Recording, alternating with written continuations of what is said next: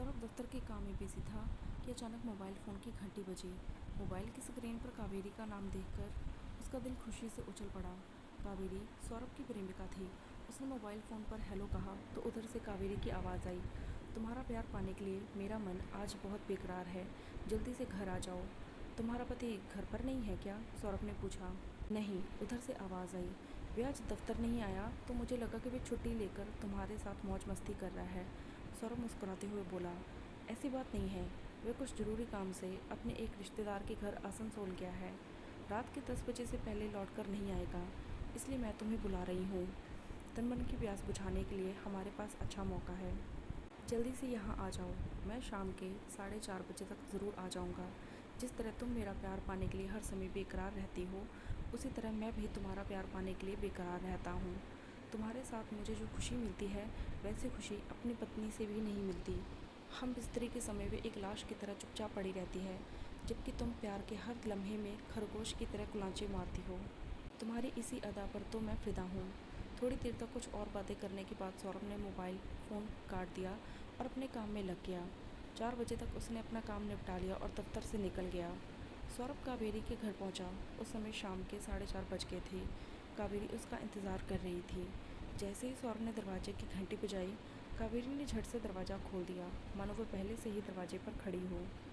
वो दोनों काम की आग से इस तरह झुलस रहे थे कि फ्लैट का मेन दरवाज़ा बंद करना भूल गए और झट से बेडरूम में चले गए। कावेरी को बिस्तर पर लेटाकर सौरभ ने उसके होठों को चूमा तो वह भी बेकरार हो गई और सौरभ के बदन से मनमानी करने लगी। जल्दी ही उन दोनों ने अपने सारे कपड़े एक तरफ किए और धीरे धीरे काम की मंजिल की तरफ बढ़ते चले गए। अभी वे दोनों मंजिल पर पहुंच भी नहीं पाए थे कि किसी की आवाज़ सुनाई पड़ी। ये सब क्या हो रहा है? वे दोनों घबरा गए और झट से एक दूसरे से अलग हो गए। सौरभ ने दरवाजे की तरफ देखा तो बौखला गया। दरवाजे पर कावेरी का पति जयदेव खड़ा था। उसकी आंखों से अंगारे बरस रहे थे। उन दोनों को इस बात का एहसास हुआ कि उन्होंने मेन दरवाज़ा बंद नहीं किया था। कावेरी ने झट से पलंग के किनारे रखे अपने कपड़े उठा लिए। सौरभ ने भी अपने कपड़े उठाए, मगर जयदेव ने उन्हें पहनने नहीं दिया। जयदेव उनको गंदी गंदी गालियाँ देते हुए बोला, मैं चुप रहने वालों में से नहीं हूँ, अभी मैं आस पड़ोस के लोगों को बुलाता हूँ। कावेरी ने जयदेव के पैर पकड़ लिए। उसने गिड़गिड़ाते हुए कहा, प्लीज़ मुझे माफ़ कर दीजिए, अब ऐसी गलती कभी नहीं करूँगी। मैं तुम्हें हरगिज़ माफ़ नहीं कर सकता। तुम तो कहती थी कि मैं कभी किसी पराई मर्द को अपना बदन छूने नहीं दूँगी, फिर अभी सौरभ के साथ क्या कर रही थी? कावेरी कुछ कहती उससे पहले जयदेव ने सौरभ से कहा, तुम तो अपने आप को मेरा अच्छा दोस्त बताते थे, यही है तुम्हारी दोस्ती? दोस्त की पत्नी के साथ रंगरलियाँ मनाते हो और दोस्ती का दम भरते हो? मैं तुम्हें भी माफ़ नहीं करूँगा। फ़ोन करके मैं तुम्हारी पत्नी को बुलाता हूँ, उसे भी तो पता चले कि उसका पति कितना घटिया है, दूसरे की पत्नी के साथ हम बिस्तरी करता है। प्लीज़ मुझे माफ़ कर दो। मेरी पत्नी को कावेरी के बारे में पता चल जाएगा तो वो मुझे छोड़कर चली जाएगी। मैं कसम खाता हूँ कि अब कभी कावेरी से संबंध नहीं रखूँगा। सौरभ ने गिड़गिड़ाते हुए कहा। सौरभ के गिड़गिड़ाने का जयदेव पर कोई असर नहीं हुआ। उसने सौरभ से कहा, मैं तुम दोनों को कभी माफ़ नहीं कर सकता। तुम दोनों की करतूत जग जाहिर करने के बाद आज ही कावेरी को घर से निकाल दूंगा। उसके बाद तुम्हारी जो मर्जी हो वे करना। कावेरी से संबंध रखना या ना रखना, उससे मुझे कोई लेना देना नहीं। जयदेव चुप हो गया तो कावेरी फिर गिड़गिड़ाकर उससे माफ़ी मांगने लगी। सौरभ ने भी ऐसा ही किया। जयदेव के पैर पकड़कर उससे माफ़ी मांगते हुए कहा कि अगर वह उसे माफ़ नहीं करेगा तो उसके पास खुदकुशी करने के अलावा और कोई रास्ता नहीं रह जाएगा, क्योंकि वह अपनी पत्नी की नज़रों में गिरकर नहीं जी पाएगा। आखिरकार जयदेव पिघल गया। उसने सौरभ से कहा, मैं तुम्हें माफ़ तो नहीं कर सकता, मगर ज़ुबान बंद रखने के लिए तुम्हें 3 लाख रुपए देने होंगे। 3 लाख रुपए?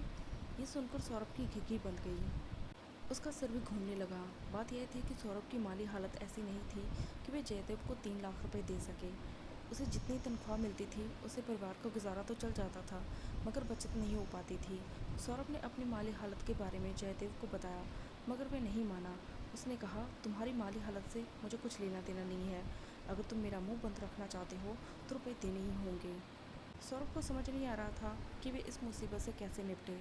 सौरभ को चिंता में पड़ा देख कावेरी उसके पास आकर बोली, तुम इतना सोच क्यों रहे हो? रुपए बचाने की सोचोगे तो हमारी इज्जत चली जाएगी, लोग हमारी असलियत जान जाएंगे। तुम खुद सोचो कि अगर तुम्हारी पत्नी को सब कुछ मालूम हो जाएगा तो क्या वे तुम्हें माफ़ कर पाएगी? वे तुम्हें छोड़कर चली जाएगी तो तुम्हारी ज़िंदगी क्या बर्बाद नहीं हो जाएगी? मेरी तो कोई औलाद नहीं है, तुम्हारी तो औलाद है, वह भी बेटी। अभी उसकी उम्र भले ही 6 साल है, मगर बड़े होने के बाद जब उसे तुम्हारी सच्चाई का पता चलेगा तो सोचो कि उसके दिल पर क्या गुजरेगी। तुमसे वे इतनी ज़्यादा नफरत करने लगेगी कि ज़िंदगी भर तुम्हारा मुंह नहीं देखेगी।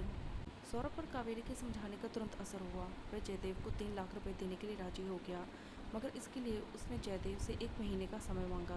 कुछ सोचते हुए जयदेव ने कहा, मैं तुम्हें 1 महीने की मोहलत दे सकता हूँ, मगर इसके लिए तुम्हें कोई गारंटी देनी होगी। कैसी गारंटी? सौरभ ने जयदेव से पूछा। मैं कावेरी के साथ तुम्हारा फ़ोटो खींचकर अपने मोबाइल फ़ोन में रखूँगा। बाद में अगर तुम अपनी ज़बान से मुकर जाओगे तो फ़ोटो सबको दिखा दूँगा। मजबूर होकर सौरभ ने जयदेव की बात मान ली। जयदेव ने कावेरी के साथ सौरभ की कुछ फ़ोटो खींचकर अपने मोबाइल में सेव कर लिया। शाम के 7 बजे जब सौरभ कावेरी के फ्लैट से बाहर आया तो बहुत परेशान था। वह लगातार यही सोच रहा था कि 3 लाख रुपए कहाँ से लाएगा। सौरभ कोलकाता का रहने वाला था। उल्टा डांगा में उसका पुश्तैनी मकान था। उसकी शादी अनीता से तकरीबन 8 साल पहले हुई थी। सौरभ की पत्नी अनीता भी कोलकाता की थी। अनीता जब बीए के दूसरे साल में थी तभी उसके माता पिता ने उसकी शादी सौरभ से कर दी थी। सौरभ ने उसकी पढ़ाई छुड़ाकर उसे घर के कामों में लगा दिया। अनीता भी आगे नहीं पढ़ना चाहती थी, इसलिए तनमन से घर संभालने में जुट गई थी। शादी के समय सौरभ के माता पिता जिंदा थे, मगर 2 साल के भीतर उन दोनों की मौत हो गई थी। तब से अनीता ने घर की पूरी जिम्मेदारी संभाल ली थी। मगर शादी के 5 साल बाद अचानक सौरभ ने अपना मन अनीता से हटा लिया था और वह मनचाही लड़की की तलाश में लग गया था। बात यह थी कि एक दिन सौरभ ने अपने दोस्त के घर गंदी फिल्म देखी थी। उसके बाद उसका मन बहक गया था। गंदी फिल्म की तरह उसने भी मजा लेने की सोची थी। उसी दिन दोस्त फिल्म की सीडी लेकर सौरभ घर आया। बेटी जब सो गई तो टेलीविज़न पर उसने अनीता को फिल्म दिखाना शुरू किया। कुछ देर बाद अनीता समझ गई कि ये कितनी गंदी फिल्म है। फिल्म बंद करके वे सौरभ से बोली, आपको ऐसी फिल्म देखने की लत किसने लगाई? मैंने ये फिल्म आज पहली बार देखी है, मुझे अच्छी लगी, इसलिए तुम्हें दिखाई है कि फिल्म में लड़की ने अपने मर्द साथी के साथ जिस तरह की हरकतें की हैं उसी तरह की हरकतें तुम मेरे साथ करो। मुझसे ऐसा नहीं होगा, मैं ऐसा करने से पहले ही शर्म से मर जाऊंगी। तुम एक बार करके तो देखो, शर्म अपने आप भाग जाएगी। मुझे शर्म को भगाना नहीं, अपने साथ रखना है। आप जानते नहीं कि शर्म के बिना औरतें कितनी अधूरी रहती हैं। मेरा मानना है कि हर औरत को शर्म के दायरे में रहकर ही हम बिस्तरी करनी चाहिए। आप अपने दिमाग से गंदी बातें निकाल दीजिए। हम बिस्तरी में अब तक जैसा चलता रहा है वैसा ही चलने दीजिए। सच्चा मज़ा उसी में है। अगर मुझ पर दबाव बनाएंगे तो मैं मायके चली जाऊंगी। उस समय तो सौरभ की बोलती बंद हो गई, मगर उसने अपनी चाहत को दफनाया नहीं। उसने मन ही मन ठान लिया कि पत्नी ना सही कोई और सही, मगर वह मन की इच्छा ज़रूर पूरी करके रहेगा। उसके बाद सौरभ मनचाही लड़की की तलाश में लग गया। इसके लिए एक दिन उसने अपने दोस्त रमेश से बात भी की। रमेश उसी कंपनी में था जिसमें वह काम करता था। रमेश ने सौरभ को सुझाव दिया, तुम्हारी इच्छा शायद ही कोई घरेलू औरत पूरी कर सके, इसलिए तुम्हें किसी और लड़के से बात करनी चाहिए। सौरभ को रमेश की बात जच भी गई। कुछ दिन बाद उसे एक लड़की भी मिल गई। एक दिन सौरभ रात के 9 बजे लड़की के साथ होटल में गया। वह लड़की के साथ मनचाहा करता उससे पहले ही होटल पर पुलिस का छापा पड़ गया। सौरभ गिरफ्तारी से बच ना सका। सौरभ ने पत्नी को बताया था कि एक दोस्त के घर पार्टी है, पार्टी रात भर चलेगी, इसलिए वह अगले दिन सुबह ही घर आ पाएगा या वहीं से दफ्तर चला जाएगा। इसी वजह से पत्नी की तरफ से वे बेखौफ था। गिरफ्तारी की बात सौरभ ने फ़ोन पर रमेश से कही तो अगले दिन उसने जमानत पर उसे छुड़ा लिया। सौरभ को लगा था कि उसकी गिरफ्तारी की बात कोई जान नहीं पाएगा, मगर ऐसा नहीं हुआ। न जाने कैसे धीरे धीरे दफ्तर के सारे लोगों को इस बात का पता चल गया। शर्मिंदगी से सौरभ कुछ दिनों तक अपने दोस्तों से नज़रें नहीं मिला पाया, लेकिन 2-3 महीने बाद वह सामान्य हो गया। इसमें उसके एक दोस्त जयदेव ने मदद की थी। जयदेव 6 महीने पहले ही पटना से तबादला होकर यहाँ आया था। लड़की के मामले में सौरभ दफ्तर में बदनाम हो गया था, तो जयदेव ने ही उसे टूटने से बचाया था। एक दिन जयदेव उसे अकेले में ले गया और तरह तरह से समझाया, तो उसने अपने दोस्तों से मुकाबला करने की हिम्मत जुटा ली। अब दफ्तर में सारे दोस्त सौरभ से पहले की तरह अच्छा बर्ताव करने लगे, तो सौरभ ने जयदेव की खूब तारीफ़ की और उससे दोस्ती कर ली। दोस्ती के 6 महीने बीत गए तो एक दिन जयदेव सौरभ को अपने घर ले गया। जयदेव की पत्नी कावेरी को सौरभ ने देखा तो उसकी खूबसूरती पर लट्टू हो गया। कुछ देर तक कावेरी से बात करने पर सौरभ ने महसूस किया कि वे जितनी खूबसूरत है उससे ज़्यादा खुले विचार की है। सौरभ जयदेव के घर से जाने लगा तो कावेरी उसे दरवाजे पर छोड़ने आई। कावेरी उससे बोली, जब भी मौका मिले आप बेझिझक आइएगा, मुझे बहुत अच्छा लगेगा। उस समय जयदेव वहाँ पर नहीं था, इसलिए सौरभ ने मुस्कुराते हुए मजाकिया लहजे में कहा, क्या मैं जयदेव की गैर हाजिरी में भी आ सकता हूँ?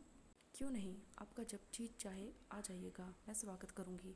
तब तो मैं ज़रूर आऊँगा, देखूँगा कि उसकी गैर हाजिरी में आप मेरा कैसे स्वागत करती हैं। ज़रूर आइएगा, देखिएगा, मैं आपको निराश नहीं होने दूँगी। तन मन से स्वागत करूँगी, जो कुछ चाहिए होगा वह सब कुछ दूँगी। घर जाकर सौरभ कावेरी की बात भूल गया। भूलता क्यों नहीं, उसकी बात को उसने मजाक जो समझ लिया था। एक हफ्ते बाद जयदेव के कहने पर सौरभ उसके घर फिर गया। मौका पाकर कावेरी ने उससे कहा, आप तो अपने दोस्त की गैर हाजिरी में आने वाले थे, मैं इंतज़ार कर रही थी, आप आए क्यों नहीं? कहीं आप मुझसे डर तो नहीं गए? सौरभ सक पका गया। वह कावेरी से कुछ कहता उससे पहले वहाँ जयदेव आ गया। फिर तो चाहकर भी वह कुछ कह ना सका। उसके बाद सौरभ ये सोचने पर मजबूर हो गया कि कहीं कावेरी उसे चाहती तो नहीं है। बेशक कावेरी उसकी पत्नी से ज़्यादा खूबसूरत थी, मगर वह उसके दोस्त की पत्नी थी, इसलिए वह कावेरी पर बुरी नज़र नहीं रखना चाहता था। फिर भी वह उसके मन की चाह लेना चाहता था। 3 दिन बाद ही सुबह सवेरे दफ्तर से छुट्टी लेकर सौरभ कावेरी के घर पहुंच गया। सौरभ को आया देख कावेरी चहक उठी। मुझे उम्मीद नहीं थी कि मेरे रूप का जादू आप पर इतनी जल्दी असर करेगा। सौरभ ने झट से कह दिया, आपका जादू मुझ पर चल गया है, तभी तो मैं दोस्त की गैर हाजिरी में आया हूँ। आपने बहुत अच्छा किया, देखिएगा, मैं आपको निराश नहीं करूँगी। मैं जानती हूँ कि आप अपनी पत्नी से खुश नहीं हैं, वरना किसी और लड़की के पास जाते ही क्यों। मैं आपको वह सब कुछ दे सकती हूँ जो अपनी पत्नी से आपको नहीं मिला। सौरभ हैरान रह गया। उसने कभी नहीं सोचा कि कोई औरत इस तरह खुलकर अपने दिल की बात किसी मर्द से कह सकती है। सौरभ कावेरी से कुछ कहता उससे पहले ही वह बोली, आप मुझे बेहया समझ रहे होंगे, मगर ऐसी बात नहीं है। बात यह है कि मैं आपको अपना दिल दे बैठी हूँ। दरअसल जिस तरह आप अपनी पत्नी से संतुष्ट नहीं हैं, उसी तरह मैं भी अपनी पति से संतुष्ट नहीं हूँ। जब मैंने आपको देखा तो न जाने क्यों मुझे लगा कि अगर आप मेरी ज़िंदगी में आ जाएंगे तो मेरी प्यास भी बुझ जाएगी।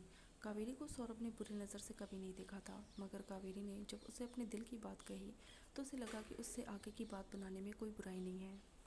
उसके बाद सौरभ ने अपने आप को आगे बढ़ने से रोका नहीं। झट से उसने कावेरी को बाहों में भर लिया, उसके होठों को और गालों को चूम लिया। कावेरी ने कोई विरोध नहीं किया। कुछ देर बाद वह बोली, अब बेडरूम में चलिए, मैं दरवाज़ा बंद करके आती हूँ। सौरभ बेडरूम में चला गया। दरवाज़ा बंद कर कावेरी बेडरूम में आई तो सौरभ ने बगैर देर किए उसे बाहों में भर लिया। उसके बाद दोनों अपनी अपनी हसरतों को पूरा करने में लग गए। सौरभ जैसा चाहता था, कावेरी ने ठीक उसी तरह से उसकी आग को शांत किया। सौरभ ने कावेरी की तारीफ करते हुए कहा, मुझे आपसे जो प्यार मिला वह मैं कभी नहीं भूल सकता। यही हाल मेरा भी है सौरभ जी। मेरी शादी हुए 5 साल बीत गए हैं। देखने में मेरे पति हट्टी कट्टी भी हैं, मगर उनसे मैं कभी संतुष्ट नहीं हुई हूँ। अब मैं आपसे एक गुजारिश करना चाहती हूँ। गुजारिश क्यों, हुक्म कीजिए, मैं आपकी हर बात मानूंगा। कहते हुए सौरभ ने कावेरी के होठों को चूम लिया। आप शुद्ध हैं, मैं भी शादीशुदा हूँ। हम चाहकर भी कभी एक दूसरे से शादी नहीं कर सकते, लेकिन मैं चाहती हूँ कि हम दोनों का रिश्ता और प्यार ज़िंदगी भर बना रहे। हम दोनों कभी जुदा ना हों। क्या ऐसा हो सकता है? कावेरी ने जैसे उसके दिल की बात कहती हो, इसलिए झट से उसने कहा, क्यों नहीं हो सकता, मैं भी तो यही चाहता हूँ। उस दिन के बाद जब भी मौका मिलता सौरभ दफ्तर न जा कर कावेरी के घर चला जाता था। इस तरह 4 महीने बीत गए। इस बीच सौरभ ने 7-8 बार कावेरी से हम बिस्तरी की। हर बार कावेरी ने उसे पहले से ज़्यादा मस्ती दी। सौरभ ने यह मान लिया था कि कावेरी के साथ उसका रिश्ता ज़िंदगी भर चलेगा। दोनों के बीच कोई दीवार नहीं आएगी, मगर उसका सोचा हुआ नहीं हुआ। आज जो कुछ भी हुआ उसकी सोच से परे था। सौरभ अपने घर आया तो वह बहुत परेशान था। अनीता ने उसकी परेशानी ताड़ ली। अनीता ने उससे पूछ लिया, क्या बात है, आप बहुत परेशान दिखाई दे रहे हैं। सौरभ ने बहाना बना दिया, परेशान नहीं हूँ, थका हुआ हूँ।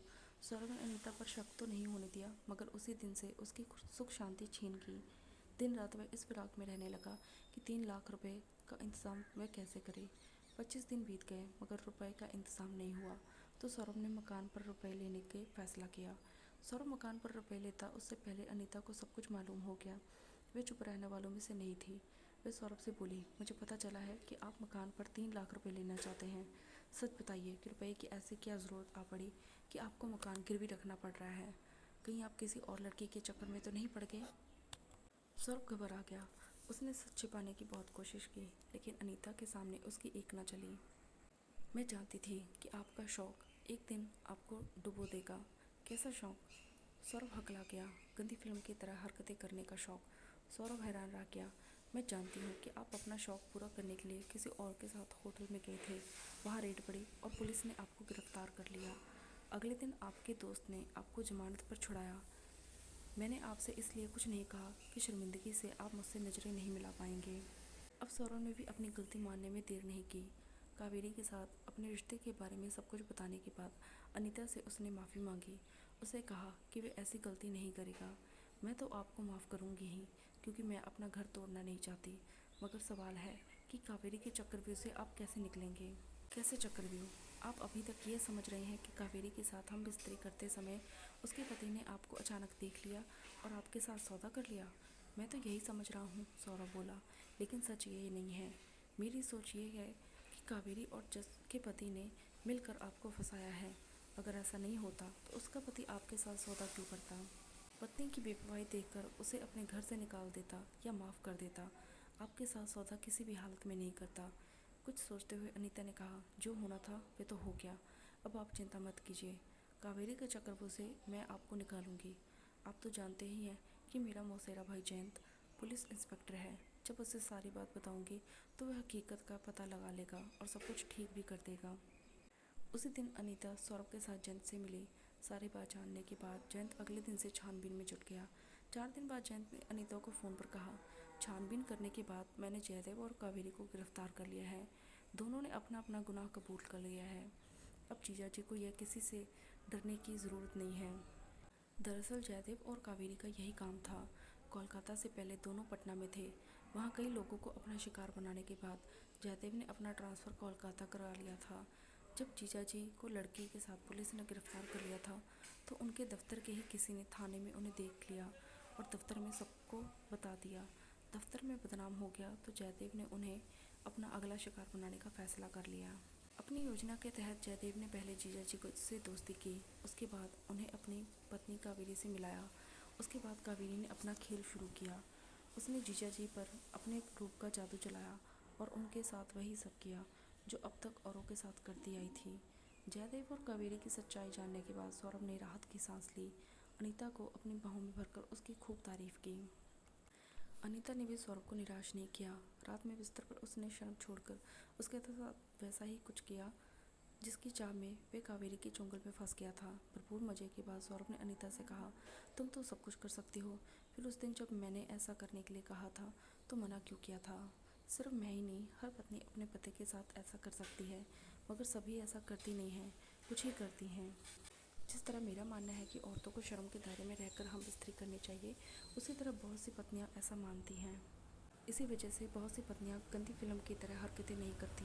मैंने आज शर्म की दीवार तोड़कर आपको मनचाहा तो कर डाला, मगर बराबर नहीं कर सकती, क्योंकि मुझे बेहद शर्म आती है। अनीता के चुप होते ही सौरभ ने कहा, अब इसकी ज़रूरत भी नहीं है। मैं समझ गया हूँ कि गलत चाहत में लोग बर्बाद हो जाते हैं। मैं अपनी गलत चाहत को आदत नहीं बनाना चाहता, इसलिए हम बिस्तरी के समय वैसा ही सब कुछ चलेगा जैसा अब तक चलता रहा है। अनीता खुशी से सौरभ से लिपट गई। सौरभ ने भी उसे अपने बाहों में कस लिया।